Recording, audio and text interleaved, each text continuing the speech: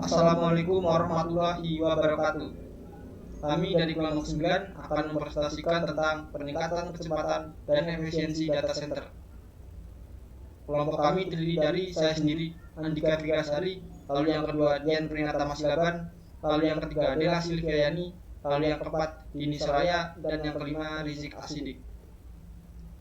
Contoh perusahaan data center yang ada di Indonesia. Contohnya ialah Cybul Data Center Internasional. Perusahaan ini merupakan perusahaan tier 3 yang terletak di gedung Cyber 1, Mampang Perapatan, Jakarta Selatan.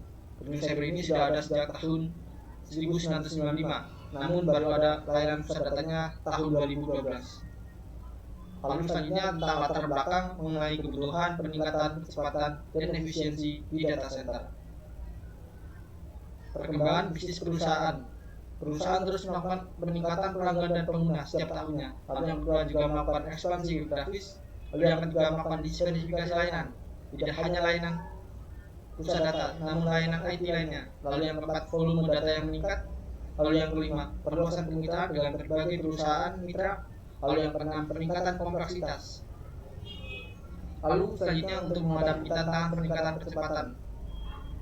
Yang pertama keterlambatan respon, lalu yang kedua beban kerja fluktuatif, lalu yang ketiga latensi jaringan atau keterlambatan jaringan, lalu yang keempat konsolidasi data, lalu yang kelima skalabilitas, dan yang keenam keamanan dan kecepatan. Dalam persaingan industri, perusahaan dapat menempatkan inovasi terus-menerus untuk meningkatkan kinerja dan efisiensi operasional perusahaan. Dan meningkatkan efisiensi operasional perusahaan dapat mengurangi biaya operasional dan meningkatkan kecepatan layanan yang ditawarkan. Selain dengan meningkatkan kecepatan dan efisiensi operasional, perusahaan dapat mempercepat waktu respon terhadap permintaan pelanggan dan meningkatkan kepuasan pelanggan. Selanjutnya, tuntutan pengguna atau klien. Dalam konteks tuntutan pengguna atau klien, perusahaan dapat memanfaatkan peningkatan kecepatan dan efisiensi data center untuk memenuhi kebutuhan pelanggan, seperti melakukan kecepatan akses dan responsivitas, kemudian ketersediaan dalam kabar tujuh, artinya ketersediaan dalam 1 hari 24 jam, 7 hari dalam seminggu.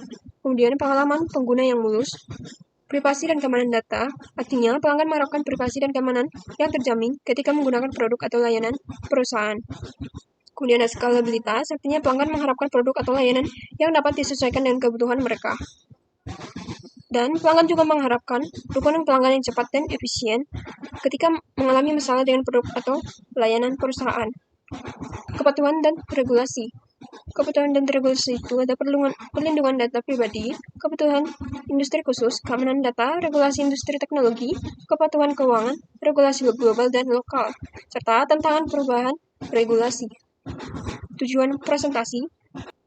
Dalam mengkomunikasikan rencana perubahan, manajer suatu perusahaan dapat menggunakan berbagai cara seperti rapat atau presentasi untuk memastikan bahwa semua anggota tim memahami tujuan dan manfaat dari perubahan tersebut.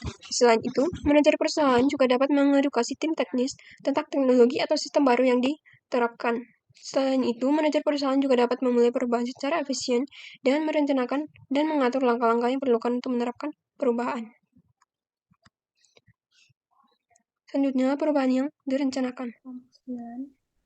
Mengapa sih peningkatan kecepatan itu diperlukan? Peningkatan kecepatan diperlukan untuk menjawab tuntutan pengguna yang semakin tinggi akan ketersediaan dan responsivitas layanan IT. Pengguna kami mengharapkan akses cepat ke aplikasi dan data, dan setiap keterlambatannya itu dapat berdampak negatif pada pengalaman mereka. Peningkatan kecepatan juga memungkinkan untuk bersaing lebih baik di pasar yang kompetitif dan menjaga daya tarik pelanggan.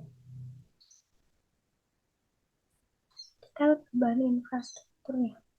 Pertama yaitu peningkatan infrastruktur data center dengan mengadopsi teknologi canggih, meningkatkan kapasitas penyimpanan data, peningkatan kecepatan jaringan internal dan konektivitas eksternal, serta peningkatan manajemen aliran data.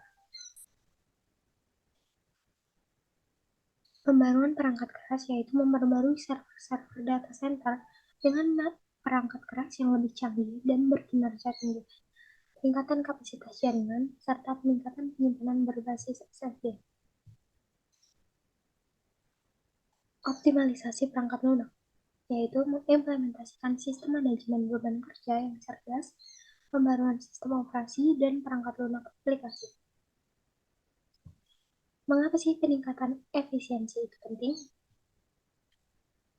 Peningkatan efisiensi menjadi sangat penting karena berdampak langsung pada keberlangsungan operasional data center dan keberlangsungan bisnis. Efisiensi membantu mengoptimalkan penggunaan sumber daya, mengurangi biaya operasional, dan meminimalkan dampak lingkungan. Di dalam lingkungan yang terus berubah dan persaingan yang ketat, efisiensi ini adalah faktor yang menentukan untuk menjaga daya saing perusahaan. Apa sih rencana untuk mengurangi konsumsi daya dan lingkungan, yaitu mengadopsi teknologi yang lebih efisien dalam hal konsumsi daya, mengimplementasi pendinginan yang lebih efisien, serta pemantauan dan pengoptimalan suhu lingkungan data center. Sekian yang dapat saya sampaikan. Saya Eri. Wassalamualaikum warahmatullahi wabarakatuh. Selanjutnya, virtualisasi dan konsolidasi server.